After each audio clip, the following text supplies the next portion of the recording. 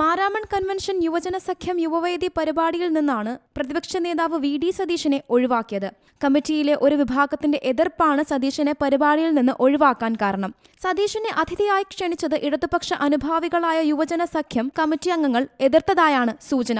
ഫെബ്രുവരി 15-നാണ് യുവവേദിയുടെ പരിപാടി നടക്കുന്നത്. ഈ പരിപാടിക്ക് ക്ഷണിക്കപ്പെട്ട അതിഥിയായി വി.ഡി. സതീശനെ ഉൾപ്പെടുത്തേണ്ട എന്നാണ് മാർത്തോമാ സഭയുടെ തീരുമാനം.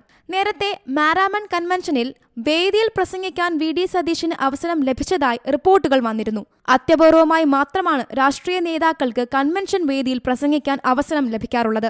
രമേശ് ചെന്നിത്തലയ്ക്ക് NSS വേദിയിലും സമസ്ത വേദികളിലും ക്ഷണം ലഭിച്ചതിനെ കോൺഗ്രസിലെ മുഖ്യമന്ത്രി സ്ഥാനവുമായി ബന്ധപ്പെട്ട ചർച്ചയുടെ ഭാഗമായി വിലയിരുത്തിയിരുന്നു. ഇതിനിടെയാണ് മാരാമൺ കൺവെൻഷനിൽ നിന്ന് വി.ഡി. സതീശനെ ഒഴിവാക്കിയത്.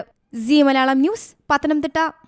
ഏറ്റവും പുതിയ വാർത്തകളും വിശേഷങ്ങളും വിരൽ തുമ്പിലറിയാൻ സി മലയാളം ന്യൂസ് എല്ലാ ഡിജിറ്റൽ പ്ലാറ്റ്ഫോമുകളിലും ലഭ്യം.